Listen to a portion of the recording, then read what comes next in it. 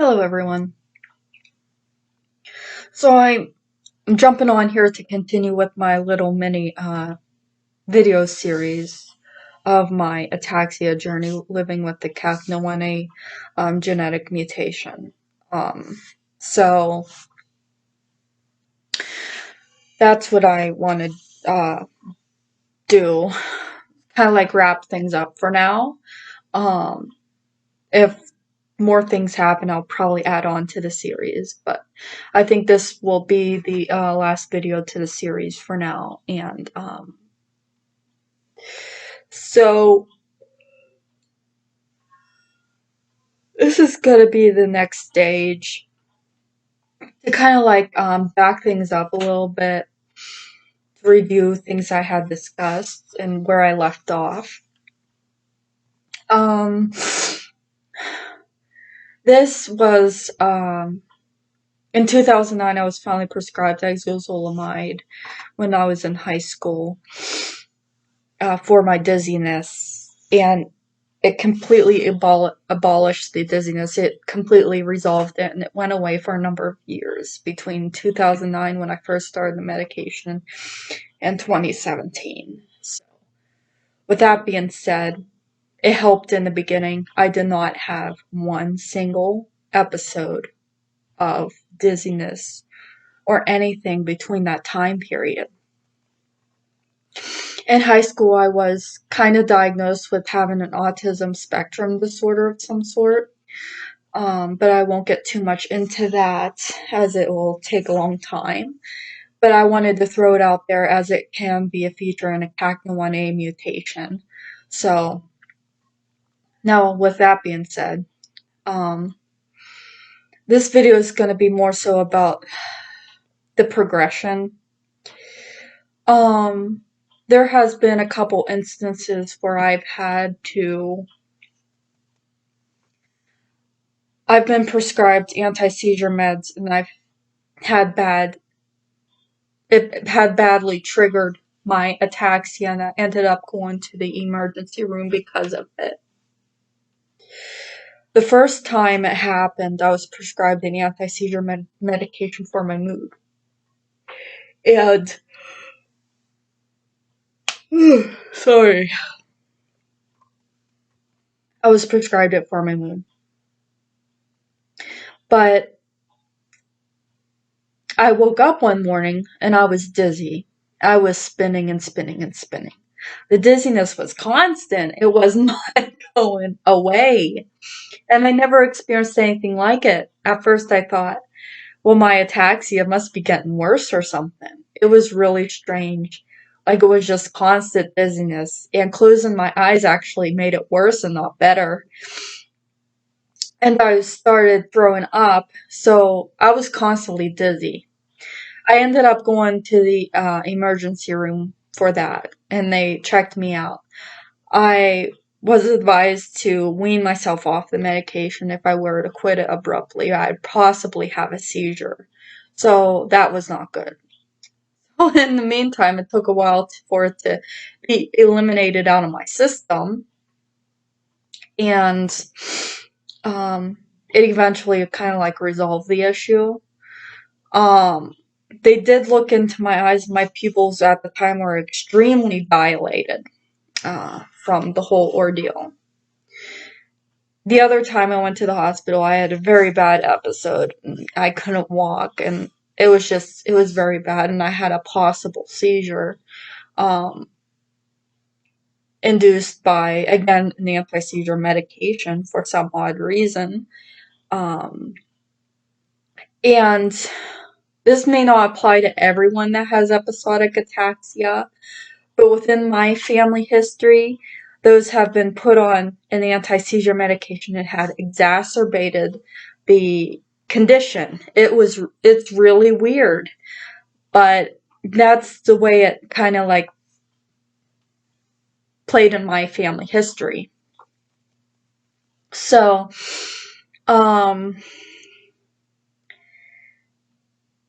in 2017, I got a job at a barn, kind of like cleaning stalls and,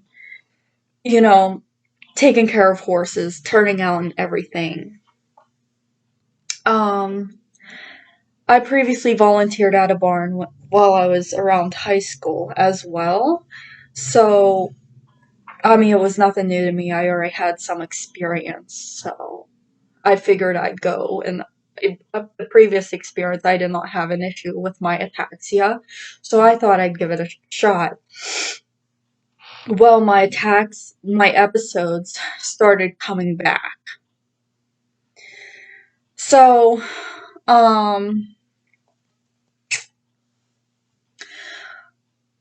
they started coming back. I started having severe vomiting. I was getting dizzy. It was very bad. And my entire work experience kind of like declined from there. And I'm currently totally disabled. I do not work. So I have no plans on actually going back to work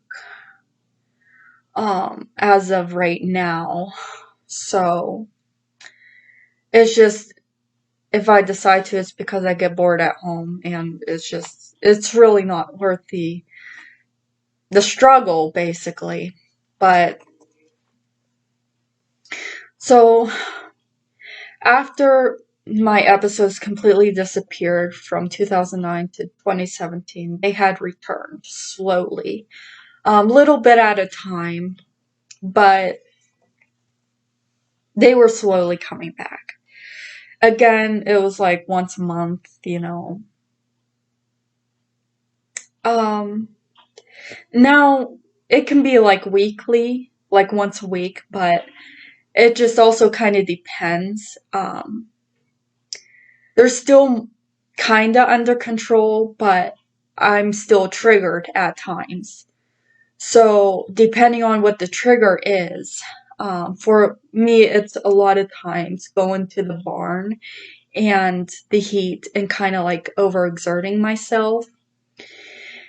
And the overexertion isn't really like, well, I'm running a marathon. The problem is like going out and running the lap. The problem is that my overall um well-being from the ataxia, my overall health, um in between periods of not having the episodes has kind of declined. So even just doing like small things while I'm not in an episode is overexertion for me, and that brings out an episode. So it really doesn't take much for me, like running a lap or anything like that. It can be like a small little thing because my body just can't take very much at this point. And I know I have declined within the past couple years with my ataxia in my body. And with that being said, within the past couple years, I noticed I went from having just episodes of ataxia or dizziness that increases my unsteadiness to completely noticing I have this imbalance issue all the time, even when I'm not busy or having an attack. And I call it like an ataxic exacerbation rather than an episode at this point, because I have persistent cerebellar signs and I have prominent cerebellar atrophy, which kind of like affects my muscle control in between having my episodes. So at this point, I do have persistent ataxia, more persistent now than I did even just a couple years ago. I started using a cane for longer distance. I started using a walker. At first I was using a wheelchair, but I decided I was gonna cut back on that and just kind of like keep my body moving as much as I can. So that's the progression side of it and how I'm doing. I have noticed some mysterious, weird, unusual symptoms I have been experiencing. Like I had mentioned, I had suddenly got scoliosis.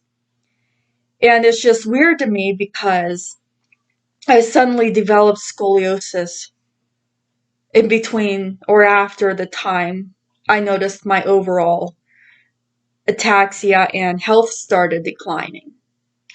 So when my balance started going downhill, that's when I noticed, in my mobility, that's when I noticed I had scoliosis or the signs of it. And then I had the x-rays done and it indeed showed scoliosis. So it's just really weird. And I haven't found much information online about there being too much of a connection. There was this one thing I found, but there isn't a lot of information about this, how the symptoms of episodic ataxia tends to work and the progression of it as it does with the other forms of ataxias. So it's just, so it makes you kind of wonder, well, if this is related or not. I know that scoliosis is related to a lot of other forms of ataxias, and people have experienced scoliosis and other forms of ataxias. So it's a total mystery. So that's one main thing. I now have this issue where my eye tends to want to go to the one side at times. And it used to happen just during my vertigo episodes. Now it happens regardless if I'm in a vertigo episode. So I notice like I have persistent symptoms. I notice I have these minor intermittent symptoms that tend to happen that can go unnoticed as well. And I have my episodes of my vertigo dizziness that increases my unsteadiness that I can call exacerbations of ataxia now rather than just the episodes of ataxia. So it's really weird how it kind of like changes over time. Now, I was reading case reports on individuals that have SCA6, which is spinocerebellar ataxia type 6, and EA2, which is episodic ataxia type 2, and it suggests that there is a clinical overlapping or like a variability between the two. So they can like reminiscent or look alike because the episodic ataxia nowadays doesn't appear to be just episodic, and the SCA6 doesn't just appear to be permanent and progressive nowadays. People in the earlier stages tend to experience periods of wooziness, like they're having episodes in SCA6 that look like EA2 in the beginning. So it's kind of weird. The main difference is the genetic alterations that causes the different syndromes in CACNA1A gene, like the repeat expansions that cause SCA6 and the point mutations that cause EA2. Otherwise, to me, they seem totally similar, like they would be considered the same disorder. But the SCA6 tends to be adult onset, occurring later on in life, while EA2 is a childhood onset disease, occurring in young life or adolescence. So there are different stages of when it starts. However, there are variabilities that are similar between the two too. So it's very weird. But yeah, that's what I wanted to talk about. That's kind of like the progression of things and how I'm currently doing right now. I've been in to see the neurologists and I keep in touch with them yearly and I go in yearly.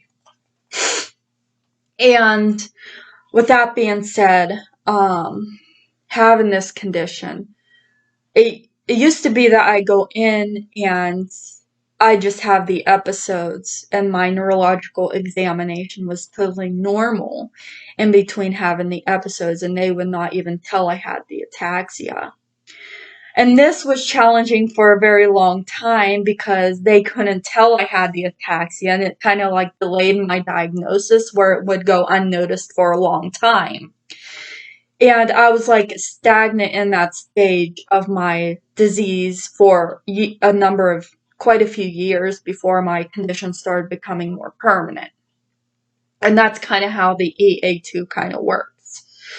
And nowadays, when I go in and I'm examined, they can tell I have these permanent effects from my condition and cerebellar atrophy. So, anyways, looks like I'm going to make another video about my confirmed genetics results and whatnot, because this video is getting kind of long. So I will continue again in another video of this series, and hopefully in that video I'll be able to wrap it up for now. So I'll see you soon. Bye now.